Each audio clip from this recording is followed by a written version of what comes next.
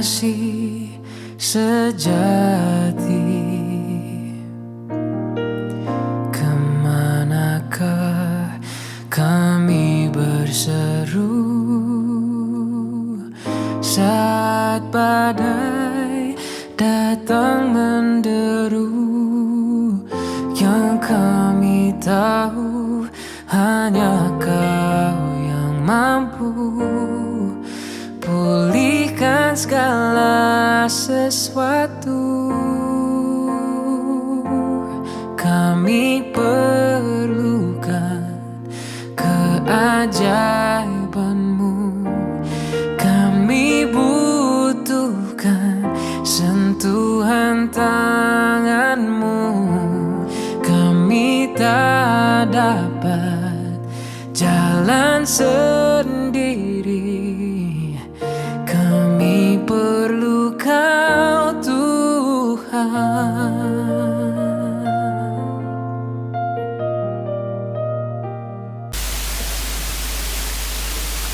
Saudara-saudara jemaat yang terkasih di dalam Tuhan Yesus Kristus, mari kita akan memulai ibadah pada saat ini, yaitu ibadah di minggu keempat. Kiranya kita boleh beribadah dengan penuh sukacita, oleh karena Tuhan selalu menyertai dan memberkati kita sampai di hari ini. Mengawali ibadah ini, kami mengundang jemaat untuk berdiri dan kita menyanyikan kidung pujian Jam Sembayang yang Kudus.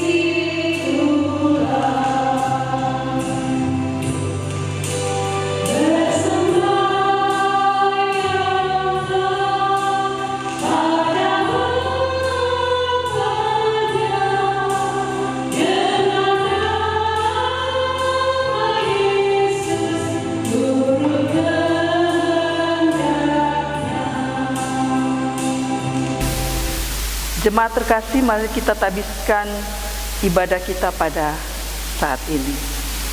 Dengan nama Bapa, Anak, dan Roh Kudus. Amin. Tuhan menyertai kamu sekalian.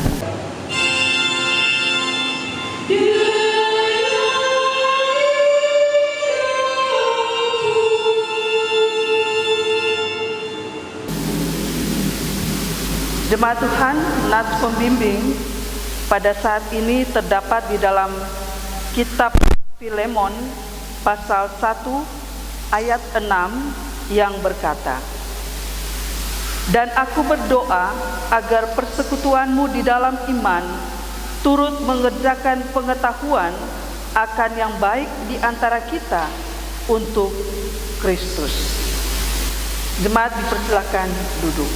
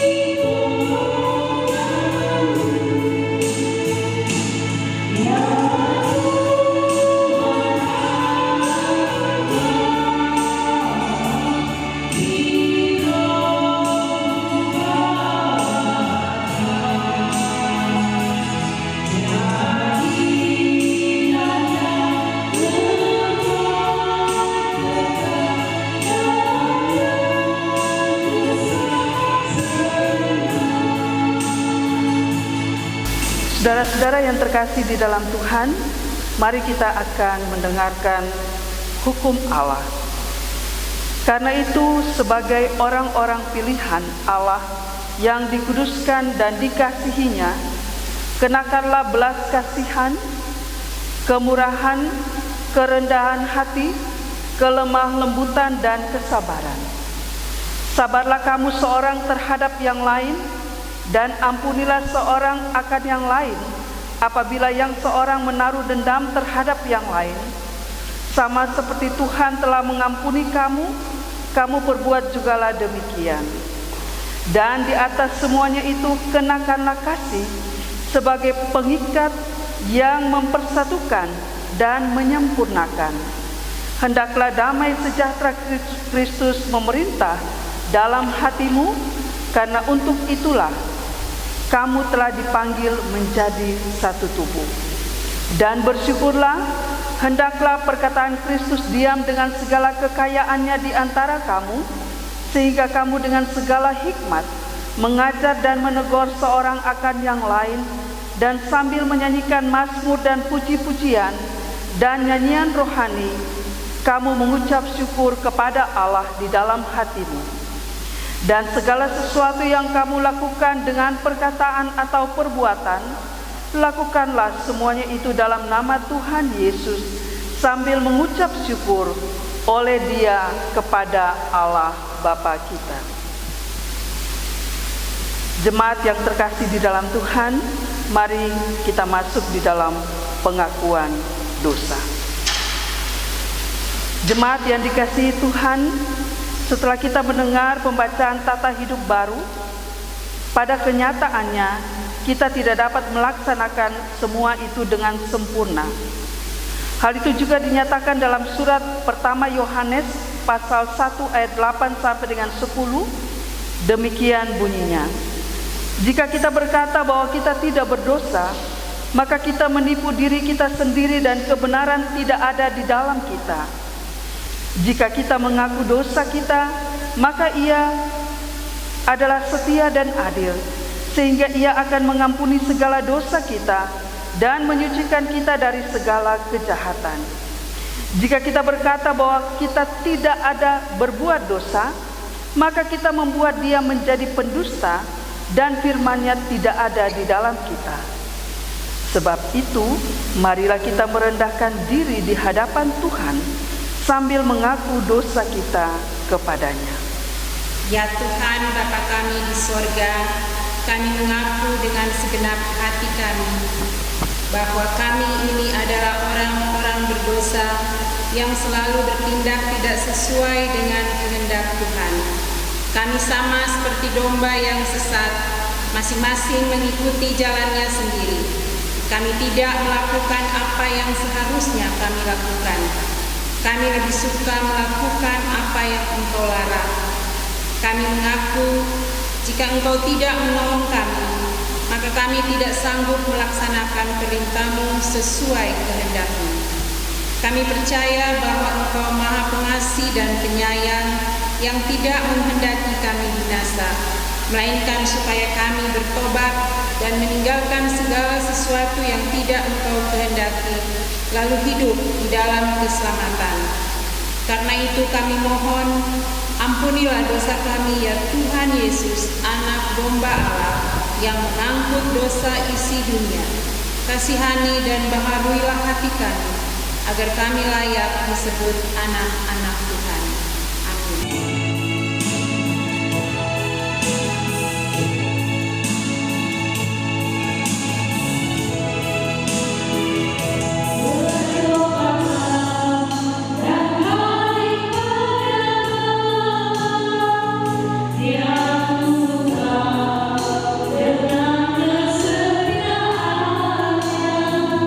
Tuhan mampu mengampuni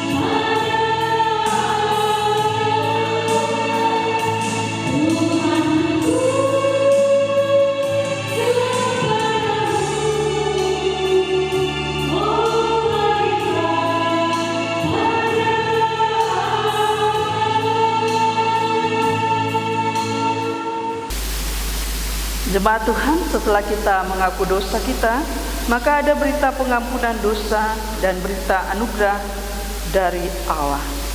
Firman Tuhan berbunyi, sekalipun dosamu merah seperti kermisi, akan menjadi putih seperti salju. Sekalipun berwarna merah seperti kain kesumba, akan menjadi putih seperti bulu domba. Tuhan Yesus juga berkata, aku pun tidak menghukum engkau.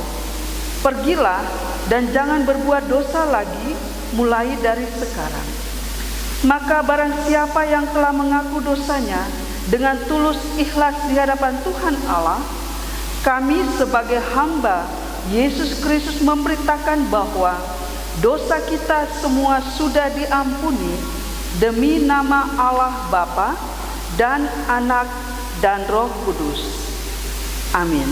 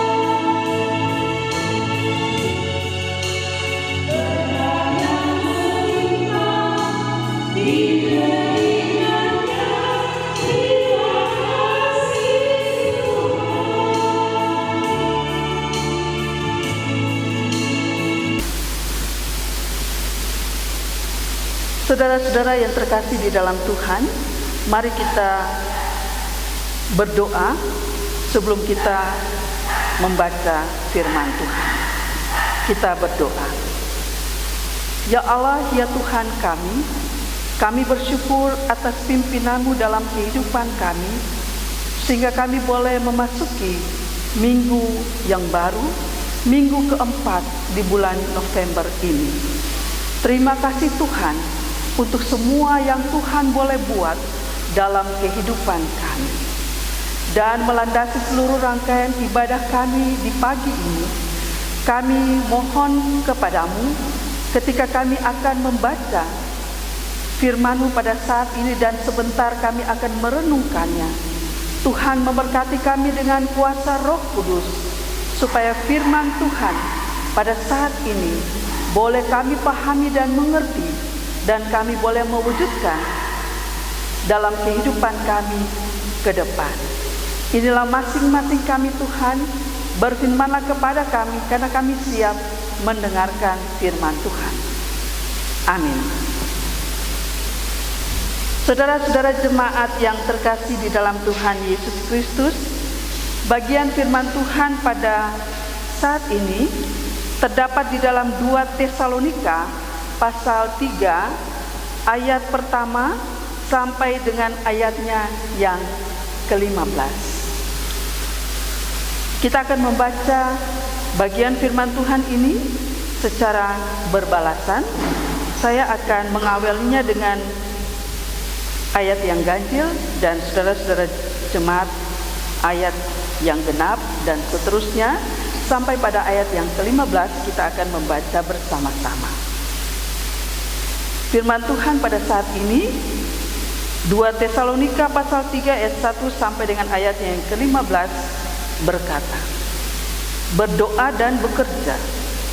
Selanjutnya saudara-saudara, berdoalah untuk kami supaya firman Tuhan beroleh kemajuan dan dimuliakan sama seperti yang telah terjadi di antara kamu. Dan supaya kami terlepas dari para pengacau dan orang-orang jahat, sebab bukan semua orang beroleh iman. Tetapi Tuhan adalah setia. Ia akan menguatkan hatimu dan memelihara kamu terhadap yang jahat. Dan kami percaya dalam Tuhan bahwa apa yang kami pesankan kepadamu, kamu lakukan dan akan kamu lakukan. Kiranya Tuhan tetap menunjukkan hatimu kepada kasih Allah dan kepada ketabahan Kristus. Tetapi kami berpesan kepadamu, saudara-saudara, dalam nama Tuhan Yesus Kristus, supaya kamu menjauhkan diri dari setiap saudara yang tidak melakukan pekerjaannya dan yang tidak menurut ajaran yang telah kamu terima dari kami. Sebab kamu sendiri tahu bagaimana kamu harus mengikuti teladan kami, karena kami tidak lalai bekerja di antara kamu. Dan tidak makan roti orang dengan percuma, tetapi kami berusaha dan berjerih payah siang malam, supaya jangan menjadi beban bagi siapapun di antara kamu. Bukan karena kami tidak berhak untuk itu, melainkan karena kami mau menjadikan diri kami teladan bagi kamu, supaya kamu ikuti. Sebab juga waktu kami berada di antara kamu, kami memberi peringatan ini kepada kamu. Jika seorang tidak mau bekerja, janganlah ia makan. Kami katakan ini karena kami dengar bahwa ada orang yang tidak tertib hidupnya dan tidak bekerja, melainkan sibuk dengan hal-hal yang tidak berguna. Orang-orang yang demikian kami peringati dan nasihati dalam Tuhan Yesus Kristus, supaya mereka tetap tenang melakukan pekerjaannya dan dengan demikian makan makanannya sendiri. Dan kamu saudara-saudara, janganlah jemu-jemu berbuat apa yang baik. Jika ada orang yang tidak mau mendengarkan apa yang kami katakan dalam surat ini, tandailah dia dan jangan bergaul dengan dia, supaya ia menjadi malu. Mari kita membaca bersama-sama. Tetapi janganlah anggap dia sebagai musuh, tetapi tegurlah dia sebagai seorang saudara. Demikianlah bagian firman Tuhan pada saat ini. Firman-Mu itu pelita bagi kaki kami dan terang pada jalan hidup kami. Hendaklah kamu menjadi pelaku firman dan bukan hanya pendengar saja. Haleluya.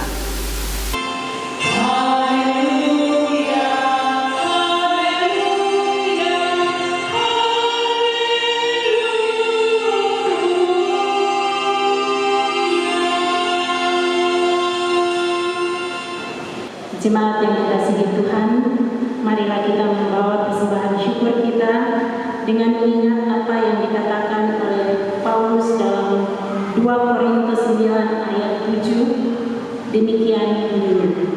Hendaklah masing-masing memberikan menurut kerelaan hatinya, jangan dengan sedih hati atau karena paksaan, sebab Allah mengasihi orang yang memberi dengan sukacita. Sementara persembahan dijalankan, kita akan menyanyikan satu pujian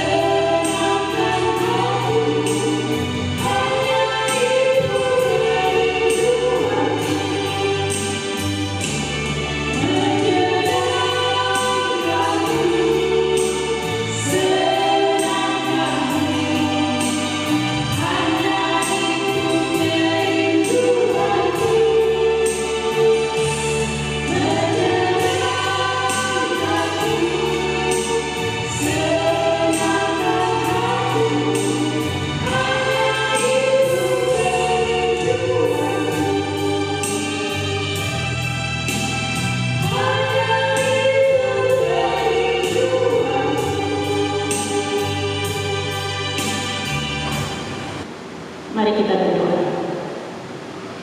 Ya Bapa yang Maha Pengasih dan Penyayang, Allah yang Maha Kaya, Allah yang penuh dengan anugerah, kami bersyukur di hari Minggu ini ya Tuhan, kami diberikan kesempatan untuk membawa ungkapan syukur kami melalui persembahan di hari yang kudus ini. Terimalah ya Tuhan, dan berkatilah persembahan kami ini, biarlah persembahan kami ini kiranya menyenangkan hati Tuhan. Berkati kami semua yang sudah memberi dengan penuh sukacita. Di dalam nama Tuhan Yesus Kristus, kami bawa persembahan syukur kami kepada-Mu ya Tuhan. Amin. Saudara-saudara jemaat yang terkasih di dalam Tuhan Yesus Kristus, perikop kita pada saat ini oleh Lai diberi judul berdoa dan bekerja. Dalam bahasa Latin biasa kita sebut dengan ora et labora. Tentu kedua kalimat ini sudah sering kita dengar, bahkan sudah akrab di telinga kita. Berdoa dan bekerja ataupun ora et labora. Walau demikian, apakah kita juga sudah memahami dengan benar hal berdoa dan bekerja ini? Sebab pada kenyataannya ada orang yang berpikir berdoa lebih penting dari bekerja. Atau ada juga yang berpendapat bekerja lebih utama daripada berdoa. Bahkan ada juga yang berpikir berdoa gak penting, bekerja juga tidak. Nah, dari jawaban yang saya katakan tadi di atas, tentu tidak ada jawaban yang benar. Lalu mana jawaban yang benar? Untuk menjawabnya saudara, mari kita lihat di dalam perikop firman Tuhan yang sudah kita baca tadi. Berdoa dan bekerja. Yang pertama saudara, berdoa. Siapa yang didoakan dan mengapa harus didoakan? Dalam ayat pertama dan kedua dari pembacaan kita tadi dikatakan, Rasul Paulus meminta jemaat Tesalonika untuk terus berdoa dan mendoakan mereka dalam hal ini Rasul Paulus Silwanus, dan Timotius ketika mereka memberitakan Injil, sehingga Injil tetap mengalami kemajuan dan juga tetap dimuliakan. Juga saudara, selanjutnya kita lihat saudara bahwa dengan doa dari jemaat ini dimaksudkan agar supaya Rasul Paulus, Silwanus, dan juga Timotius dalam pelaksanaan tugas mereka terlepas dari para pengacau dan juga orang-orang jahat. Apa yang menyebabkan Rasul Paulus meminta jemaat Tesalonika berdoa untuk mereka? Hal ini saudara berkaitan dengan kondisi jemaat Tesalonika yang pada masa itu menghadapi tantangan dengan hadirnya para bidat yang membawa ajaran-ajaran yang menyimpang dari kebenaran. Karenanya saudara, Rasul Paulus meminta dukungan doa dari jemaat untuk mereka. Dan tidak saja doa jemaat untuk Rasul Paulus dan kawan-kawannya, tetapi di ayat 3 dan juga ayat 5 di situ kita lihat Rasul Paulus juga mendoakan jemaat Tesalonika sehingga mereka tidak terpengaruh dengan ajaran-ajaran yang berkembang pada saat itu yang tidak sesuai dengan Injil, dan mereka tetap berada dalam ajaran yang benar. Jadi doa jemaat untuk para hambanya, untuk para pelayan khusus itu penting. Sebaliknya, doa dari pelayan khusus untuk jemaatnya itu juga penting. Dan ini saudara yang perlu untuk kita terapkan dalam kehidupan kita berjemaat di zaman ini. Ketika gereja atau jemaat menghadapi tantangan atau pergumulan, maka penting untuk kita saling mendoakan. Para pelayan khusus, misalnya pendeta, majelis, pengurus komisi dan seterusnya, mendoakan jemaat. Dan jemaat juga mendoakan mereka. Terkadang kita sebagai jemaat lupa berdoa untuk hamba-hamba yang melayani di jemaat kita, untuk para pelayan khusus ini. Kalau para pelayan khusus pasti dong akan mendoakan jemaat yang dilayaninya. Kalau nggak pernah mendoakan, itu tanda tanya itu. Tetapi seorang pelayan khusus ya, pendeta, majelis dan seterusnya itu akan melakukan tugas dan tanggung jawabnya, yaitu dengan berdoa bagi jemaatnya. Jangan pernah alpa untuk berdoa untuk jemaat dan juga jemaat mendoakan para pelayan khusus. Jangan tunggu ada masalah, ada tantangan, baru kita berdoa. Kita saling mendoakan. Tetapi setiap saat doakanlah mereka yang melayani dan sebaliknya. Sehingga saudara, ketika ada tantangan yang kita hadapi, ada pergumulan, ada masalah yang kita hadapi dalam jemaat, kita tidak mudah saling menyalahkan.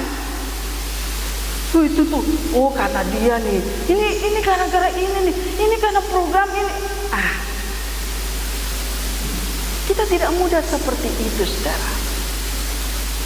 Ketika kita saling mendoakan, ya, kita akan tetap kuat ketika ada tantangan, ada masalah, ada persoalan yang ada di tengah-tengah jemaat kita. Mengapa? Karena kita saling menopang di dalam doa. Ketika para pelayan khusus dan juga jemaat saling mendoakan, maka jemaat itu bisa melewati masa-masa sulit. bahkan bisa bertumbuh ya dengan baik. Selanjutnya saudara, yang kedua yaitu bekerja. Saudara, ajakan Rasul Paulus agar jemaat tetap bekerja itu berkaitan dengan situasi jemaat Tesalonika yang pada saat itu saudara, sebagian jemaat mereka salah memahami atau gagal paham tentang parusia, yaitu kedatangan Tuhan yang kedua kali. Mereka berpikir ya bahwa tidak lama lagi Tuhan akan datang. Karenanya ada jemaat yang hidup bermalas-malasan, tidak bekerja lagi, hidup tidak tertib dan sibuk dengan hal-hal yang tidak berguna. Itu kita lihat dalam ayat 11 dari pembacaan kita. Dan model hidup seperti ini saudara sangat ditentang oleh Paulus. Sebab dapat mengganggu pertumbuhan atau persekutuan jemaat Tesalonika yang pada saat itu baru mulai bertumbuh. Karenanya Rasul Paulus menasihati jemaat agar menjauhkan diri dari orang-orang yang tidak melakukan pekerjaannya dan tidak hidup sesuai ajaran Kristus. Ayat 6 ya dari pembacaan kita. Lalu ayat 14 katakan, jangan bergaul dengan mereka. Dengan kata lain, tidak mengikuti cara hidup mereka.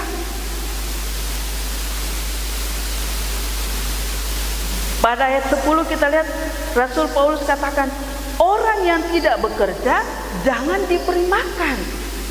Wow, ini sangat keras ya. Tetapi bukan maksud Paulus saudara bahwa kita harus jadi orang yang pelit ya, yang tidak boleh berbagi. Karena pada ayat selanjutnya saudara, pada ayat yang ke-13, di situ Rasul Paulus mengingatkan jemaat untuk tetap berbuat baik kepada sesama. Nah, koreksi Paulus bagi jemaat yang tidak memahami dengan benar tentang parusia itu adalah agar mereka sadar dan di masa penantian mereka harus tetap bekerja. Sebab hal kedatangan Tuhan bukan berarti menghilangkan hakikat manusia sebagai makhluk yang bekerja. Pengharapan akan parusia seharusnya membuat jemaat Tesalonika lebih bersemangat dalam bekerja dan juga tetap bertumbuh dalam iman untuk menyambut kedatangannya. Dengan kata lain saudara, masalah rohani dan masalah jasmani itu harus seimbang. Berdoa dan bekerja itu sejalan, tidak saling bertentangan satu dengan yang lainnya. Rasul Paulus memberikan contoh dirinya ya, supaya jemaat meneladani apa yang Rasul Paulus lakukan bersama dengan Silwanus dan juga Timotius. Rasul Paulus, Silwanus dan Timotius tidak hanya berdoa, tidak hanya melayani saja, tetapi mereka bekerja. Mereka tidak mau menjadi beban untuk siapapun. Saudara bisa lihat dalam ayat 7 sampai dengan 9 dari pembacaan kita. Dan itulah bentuk keteladanan yang Rasul Paulus tunjukkan bahwa berdoa itu penting, bekerja juga penting. Keduanya penting, tidak ada yang berat sebelah. Karena rupanya pada masa itu saudara, karena pikir Tuhan sudah akan datang, nah mereka lebih banyak berdoa saja ya. Lalu lupa bahwa harus bekerja. Berdoa tidak boleh tanpa bekerja. Begitu juga sebaliknya, bekerja tidak boleh tanpa berdoa. Jadi keduanya memang hal berbeda, tetapi saling berkaitan satu dengan yang lain. Gak boleh lepas. Mengapa? Sebab doa dapat memberikan semangat, harapan terhadap apa yang kita kerjakan. Sedangkan bekerja mewujudkan apa yang kita doakan. Jadi sekali lagi saudara ya, doa dapat memberikan semangat dan harapan terhadap apa yang kita kerjakan. Sedangkan bekerja mewujudkan apa yang kita doakan. Nah, di situ keterkaitannya. Jadi contohnya begini, saudara. Kalau kita berdoa, Tuhan, saya kepingin punya motor. Kiranya saya bisa untuk membeli sebuah motor. Berdoa setiap hari, tapi nggak bekerja, bisa dapat motornya. Sampai kapanpun tidak akan. Berdoa, lalu saudara bekerja supaya bisa untuk saudara membeli motor tersebut. Jadi apa yang kita doakan dan itu yang kita kerjakan. Karenanya saudara, jangan lupa untuk berdoa dan juga jangan lupa untuk bekerja. Karena keduanya saling berkaitan satu dengan yang lain. Saudara-saudara yang terkasih di dalam Tuhan, tema kita pada minggu ini berbunyi bertumbuh dengan ulet. Nah, belajar dari jemaat Tesalonika pada saat itu, maka untuk menjadi jemaat yang kuat dan bisa bertumbuh di setiap pergumulan, tantangan yang dialami, bahkan juga untuk jemaat Jemis Depok di sini secara khusus, maka harus yang kita lakukan adalah para pelayan khusus dan juga jemaat saling mendoakan, saling menguatkan. Jangan pernah menyerah untuk setiap kesulitan yang dihadapi, untuk setiap tantangan yang dialami. Kekuatannya terletak pada kehidupan doa yang tidak berkesudahan dan semangat untuk bekerja. Selanjutnya saudara, di minggu keempat ini, minggu depan kita sudah memasuki minggu-minggu Advent. Tidak terasa. Nah, mari kita mempersiapkan diri kita, ya, mempersiapkan keluarga kita, mempersiapkan jemaat kita dalam memasuki minggu-minggu Advent ini. Mari kita memaknai masa penantian itu dengan benar. Hidup dalam kebenaran Tuhan. Kita berani mengevaluasi diri sebagai pribadi, sebagai keluarga, sebagai satu persekutuan jemaat. Kita benahi dan perbaiki yang salah, dan kita tingkatkan yang sudah baik dan benar. Usahakanlah dan berikanlah yang terbaik untuk Tuhan melalui kehidupan kita. Banyak tantangan, pergumulan, masalah, apalagi di masa pandemi ini. Kita belum bisa beribadah di gereja secara bersama-sama. Masih tetap secara online. Tetapi kita harus tetap punya semangat untuk terus bertumbuh bagi Tuhan. Dan itu dapat kita lakukan, saudara, melalui berdoa dan bekerja. Tuhan memberkati kita sekalian. Amin. Saudara-saudara jemaat yang terkasih di dalam Tuhan, kami mengundang jemaat untuk bangkit berdiri dan kita akan mengungkapkan pengakuan iman rasuli yang kita ucapkan bersama-sama. Aku percaya kepada Allah, Bapa yang Maha Kuasa, Khalik langit dan bumi, dan kepada Yesus Kristus, anaknya yang tunggal Tuhan kita, yang dikandung daripada Roh Kudus, lahir dari anak darah Maria, yang menderita di bawah pemerintahan Pontius Pilatus, disalibkan, mati dan dikuburkan, turun ke dalam kerajaan maut.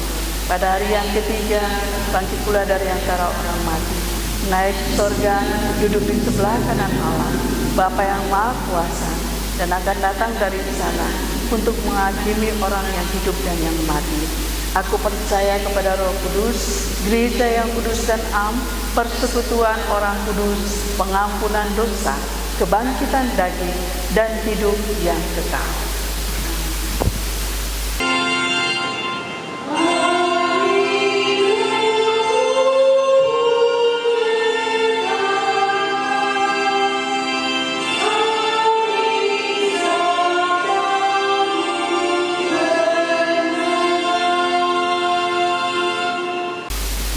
Jemaat dipersilakan duduk kembali. Mari saudara jemaat, kita akan masuk di dalam doa syafaat dan kita mengakhiri doa syafaat ini dengan mengucapkan doa Bapa kami secara bersama-sama. Mari kita berdoa. Ya Allah, ya Tuhan kami, terima kasih Tuhan untuk kasih-Mu yang selalu menyertai dan memberkati kehidupan kami. Ada kesulitan yang kami hadapi. Ada sukacita dan kebahagiaan juga yang kami alami. Kami bersyukur kepadamu Tuhan untuk semua yang Tuhan buat dalam kehidupan kami hari lepas hari sampai pada saat ini. Bapa di sorga, kami berdoa pada saat ini Tuhan untuk kehidupan kami, jemaat-Mu, jemaat Gemis Depok di sini. Engkau kiranya menyertai dan memberkati akan persekutuan jemaat ini di dalam menjalankan tugas dan tanggung jawab pelayanan ke depan. Kami berdoa untuk semua hamba-hamba Tuhan, pelayan-pelayan Tuhan, pendeta, majelis jemaat, pengurus komisi, bahkan sampai kepada kosor sekalipun. Di dalam melaksanakan tugas-tugas dan tanggung jawab pelayanan, Tuhan menyertai dan memberkati, sehingga mereka boleh melakukan semuanya itu dengan baik dalam kasih dan pimpinan Tuhan. Pada saat ini juga Tuhan, kami berdoa untuk setiap program-program kerja yang kami sudah tetapkan dan akan kami laksanakan ke depan. Engkau kiranya menyertai dan memberkati, supaya kami juga boleh melakukannya demi untuk kemuliaan Tuhan. Bapa di surga, kami berdoa juga untuk firman yang sudah kami dengar. Mampukanlah kami Tuhan supaya kami boleh saling mendoakan. Kami boleh saling menguatkan di dalam doa-doa yang kami naikkan kepada Tuhan. Baik kami sebagai pelayan-pelayan khusus maupun jemaat Tuhan. Kami boleh saling mendoakan sehingga jemaat kami boleh lebih bertumbuh ke arah yang Tuhan kehendaki. Bapa di sorga, pada saat ini kami mau berdoa untuk jemaat Tuhan yang sampai pada saat ini kami boleh tetap beribadah meskipun masih secara online. Terima kasih Tuhan, kiranya Tuhan tetap menjaga dan memberkati seluruh jemaat Tuhan, khususnya jemaat Gemis, agar supaya kami boleh tetap bersemangat dan bersukacita ketika kami beribadah melalui online. Biarlah Tuhan Engkau memberkati setiap jemaat-jemaat agar supaya kami boleh tetap bertumbuh untuk dan bagi kemuliaan Tuhan. Kami berdoa secara khusus mau mendoakan jemaat Tuhan yang boleh berhari ulang tahun. Kami berdoa untuk saudara Renaldo Efrat Giba. Tuhan kiranya memberkati dan menyertai saudara kekasih kami ini dalam pertambahan 1 tahun usia, agar supaya dia boleh tetap mengandalkan Tuhan dan boleh hidup untuk kemuliaan Tuhan di usia yang baru. Kami juga berdoa bagi jemaatmu yang membutuhkan pemulihan dari sakit. Kami berdoa untuk Bapak Doni Rudolo. Tuhan, Engkaulah tabib di atas segala tabib. Kiranya Engkau yang akan menjamah dan memberkati setiap pengobatan yang dilakukan, agar supaya Bapak Doni Rudolo boleh benar-benar disembuhkan dari sakit yang diderita. Di saat kami ini juga kami mau berdoa untuk orang tua kami di lanjut usia. Tuhan kiranya menyertai dan memberkati mereka di dalam hari-hari tua mereka, supaya selalu ada sukacita, ada kebahagiaan. Berikan kesehatan, berikan kekuatan, supaya orang tua kami ini tetap sehat dan kuat dalam pimpinan dan kasih Tuhan. Bapa yang ada dalam kerajaan surga, kami serahkan akan seluruh kehidupan kami ke dalam tangan-Mu. Tuhan pimpin dan berkati kehidupan kami. Ketika kami mau melalui hidup kami ke depan, biarlah tangan Tuhan selalu menyertai dan memberkati kami. Kami juga mau berdoa Tuhan bagi bangsa dan negara kami. Tuhan memberkati akan setiap pemimpin bangsa dan negara kami, secara khusus dalam mencari solusi untuk mengantisipasi akan wabah virus corona yang masih melanda bangsa dan negara kami. Engkau kiranya menyertai dan memberkati, agar supaya pada waktu-waktu ke depan bangsa dan negara kami boleh terbebas, bahkan dunia ini boleh terbebas dari virus corona. Kami juga mau berdoa Tuhan bagi mereka yang terpapar virus corona ini. Tuhan berkati di dalam proses pemulihan, Tuhan sembuhkan, supaya mereka boleh merasakan kesembuhan dalam kasih dan pimpinan. Kami juga mau berdoa Tuhan bagi para perawat yang melayani mereka yang sakit. Tuhan juga memberikan kesehatan, kekuatan, supaya mereka juga boleh tetap sehat dan boleh melakukan tugas tanggung jawab melayani masyarakat dengan baik, seturut dengan kehendak. Terima kasih Tuhan, inilah syafaat kami, ke dalam tangan-Mu kami serahkan kehidupan kami. Dan di akhir seluruh rangkaian syafaat kami ini Tuhan, kami mau berdoa, doa Bapa kami yang kami ucapkan bersama-sama. Bapa kami yang di surga, dikuduskanlah nama-Mu, datanglah kerajaan-Mu, jadilah kehendak-Mu di bumi seperti di surga. Berikanlah kami pada hari ini makanan kami yang secukupnya, dan ampunilah kami akan kesalahan kami seperti kami juga mengampuni orang yang bersalah kepada kami. Dan janganlah membawa kami ke dalam pencobaan, tetapi lepaskanlah kami daripada yang jahat. Karena Engkaulah yang punya kerajaan dan kuasa dan kemuliaan sampai selama-lamanya. Amin.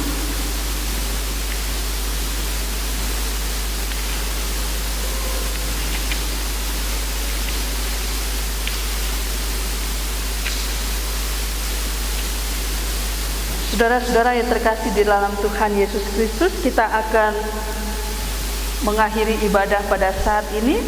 Oleh karena itu saya mengundang jemaat untuk berdiri dan kita akan menyanyikan lagu pengutusan, lagu Tak Lama Tuhan Datanglah.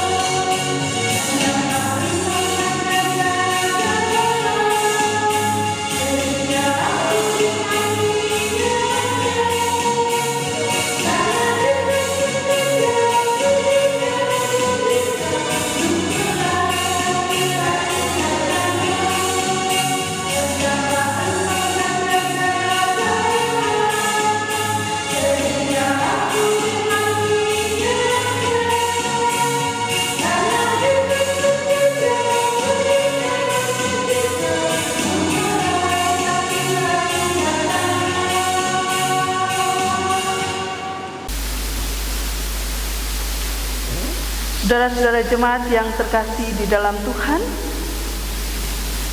pulanglah dengan selamat dan lakukanlah firman-Nya yang sudah saudara dengar. Arahkanlah hatimu kepada Allah dan terimalah berkat Tuhan. Anugerah Tuhan Yesus Kristus dan kasih Allah dan persekutuan dengan Roh Kudus menyertai kamu sekalian. Amin.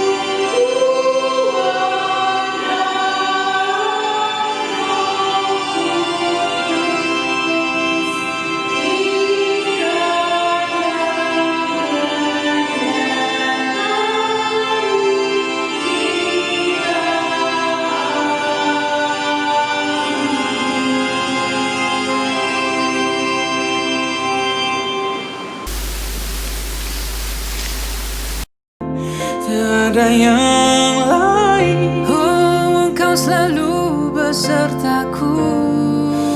Oh, tak ada yang sepertimu, Tuhan. Hanya Kau yang kami andalkan, Hanya Kau yang ku percaya, Tuhan. hanya Kau, hanya Kau.